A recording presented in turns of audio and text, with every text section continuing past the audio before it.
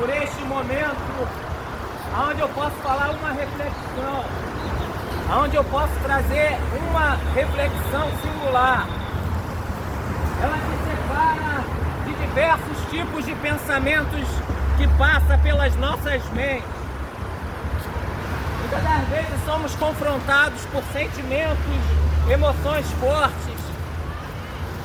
Às vezes somos testados nas nossas forças, ficamos desorientados, ficamos desacreditados.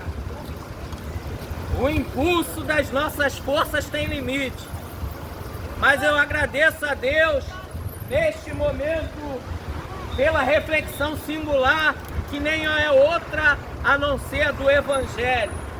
As boas novas, notícia da nossa salvação. Amigo, escute, a salvação da nossa alma, colocada por meio do nosso Salvador Jesus Cristo. Aqui está o livro de amor. Alguns podem interpretar de maneira errada e pensar que o Antigo Testamento tem a sua força e a sua base na guerra. Não. A lei de Moisés dizia sobre amar ao próximo. A lei de Moisés dizia para cuidar bem do estrangeiro dentro do seu lar. A lei de Moisés também dizia para a gente cuidar dos nossos familiares. O Antigo Testamento precisaria ser cumprido uma justiça perfeita, a qual nenhum ser humano poderia cumprir. Sendo Deus um Deus perfeito e um Deus santo, logo Ele precisaria de um plano feito por Ele mesmo. Já na eternidade Ele criou esse plano. O livro de Apocalipse revela essa verdade, dizendo sobre o Cordeiro de Deus que foi morto antes da fundação do mundo. Ou seja, Deus já tinha planejado na sua mente a salvação do meu e do seu viver, o encontrar das nossas almas em Deus, a reconciliação com o nosso Criador, a vida de paz. Paz significa tranquilidade. Tranquilidade em todos os ramos sociais? Nem sempre. Tranquilidade numa vida de contradição? Nem sempre. Mas tranquilidade interior, a paz com Deus. Jesus disse: a minha paz eu vos dou, e não vou lá dou como o mundo a dá. Pregador, você também está no mundo. Não é esse espaço geográfico que eu me refiro. Eu me refiro de um mundo sistêmico, um mundo ético e moral, relativo, decadente. Mas existem os moldes da Bíblia Sagrada no plano do amor, da justiça e do juízo. Plano de Deus, salvação por meio da pessoa de Jesus. Sabe por que eu comecei falando do Antigo Testamento? Porque Jesus era o único que conseguiria cumprir toda a lei sem pecar. O Antigo Testamento não salvaria ninguém. O Antigo Testamento não tinha o propósito de levar o ser humano ao céu para morar para sempre com Deus. Não. O Antigo Testamento faria a pessoa olhar para dentro dele, reconhecer as suas imperfeições, as suas maldades naturais, as suas contradições. O Antigo Testamento precisaria ser aperfeiçoado por um Cordeiro Santo, alguém que morresse a nossa morte, uma morte vicária, substitutiva.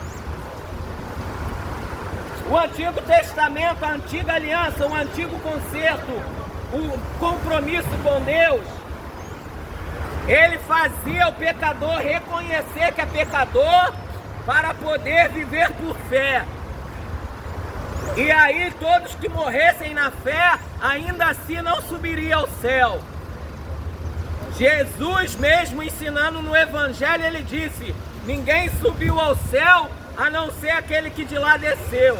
Nem Maria, nem Pedro, nem Tiago, nem João, nem Moisés, nenhum dos profetas. A não ser aquele que de lá desceu, Jesus Cristo, o escolhido. Sabe por quê? Como disse Pedro, ele é o autor da vida. Ele é o criador da vida.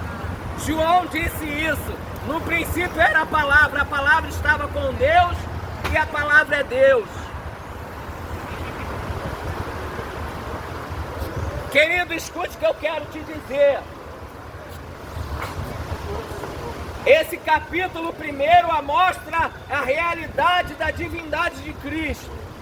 Teve a natureza de homem, mas antes de nascer já era eterno. Vivia no céu, como ele disse, a não ser aquele que de lá desceu.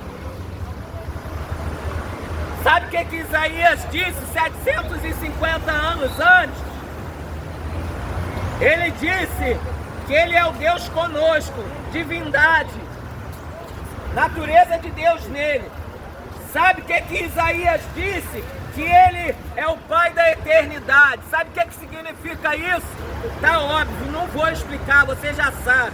Ele é Deus eterno, Criador dos milhares, das legiões de anjos. Sabe o que os anjos, eles fazem no céu? Adoram a Deus.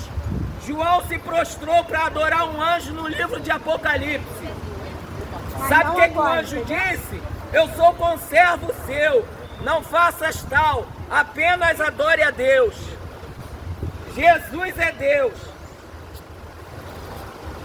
Isaías disse que ele é o Pai da eternidade. Isso vai além das persuasões, dos modismos, dos dogmas. Vai além. Isso diz respeito à minha e à sua salvação. A minha e a sua vida, aonde vamos passar na eternidade. Vamos passar na eternidade com o nosso Criador ou totalmente distanciado dele? Deixa eu repetir para você. Ou é vida eterna com Deus, ou é uma vida distante de Deus. Esse é o propósito da Bíblia. A Bíblia é uma carta de amor. A Bíblia é um livro de paz. Mas Deus, sendo totalmente perfeito, ele cumpre a sua justiça. A oportunidade na porta da graça que está aberta, o favor imerecido está na pessoa de Jesus, o Cristo. Por isso que Pedro vai dizer: porque debaixo do céu nenhum outro nome há pelo qual devamos ser salvos. Salvação não diz respeito a este mundo se tornar um paraíso, não. É a má interpretação de Isaías 11. Pedro disse que essa terra aqui arderá em chama. O apóstolo Paulo disse que como ele é, assim nós o veremos. Paulo ainda continua dizendo que Jesus é a expressa imagem de Deus. Nós vamos ver ele face a face. Em parte, Paulo disse que conhecemos. Mas escute, a condicional é a troca do pensamento pecaminoso para o pensamento saudável, salutar espiritualmente falando. Por isso, Jesus é pregado. Sabe por que Jesus é pregado? Marcos 16:15. Ide por todo mundo. Ou seja, vai além das fronteiras, sem acepção de pessoas, culturas, tribos, línguas, nações, dialetos. Vai além, pregue sem acepção, sem desnível de classe. O céu não haverá racismo. O céu não haverá divisão de classes. Ninguém ficará em descaso. Não haverá doença. Não haverá nenhum tipo de dor e sofrimento. Doença física ou emocional não haverá. Existe uma promessa que Paulo registrou na carta da igreja aos Coríntios. Lá da cidade de Corinto, Paulo disse que o arrebatamento acontecerá repentinamente ante o toque da última trombeta. Você acredita nisso? Paulo diz, porque a trombeta soará. Vai soar, amigo.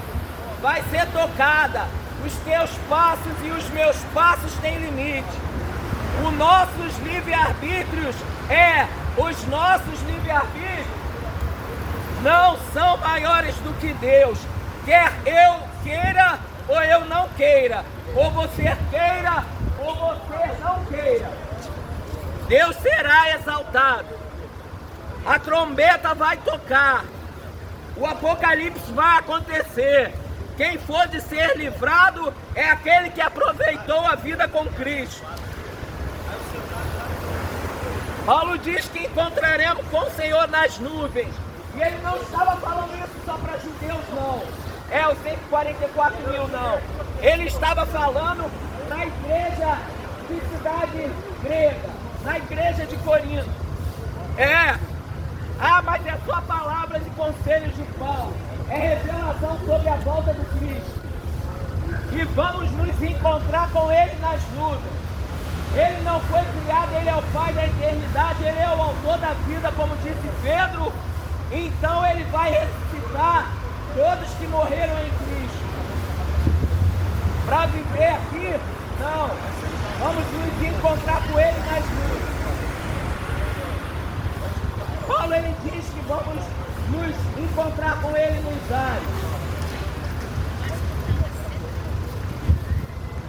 O livro de Apocalipse traz o plano e a revelação da Jerusalém celestial.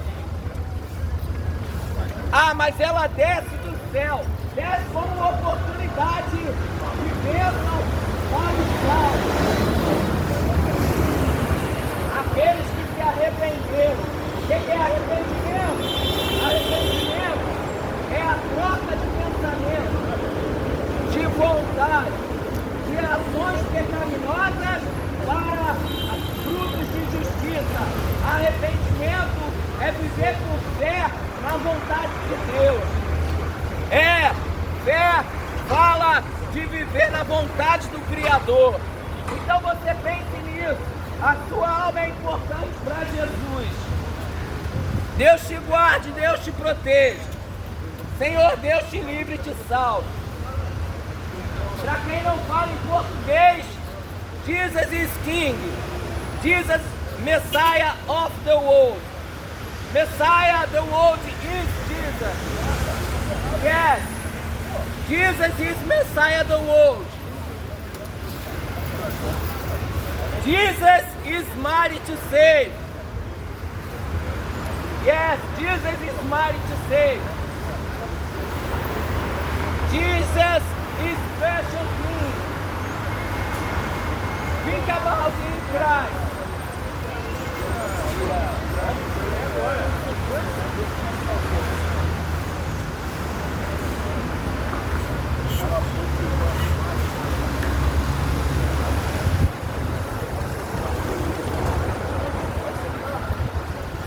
Não, pode falar.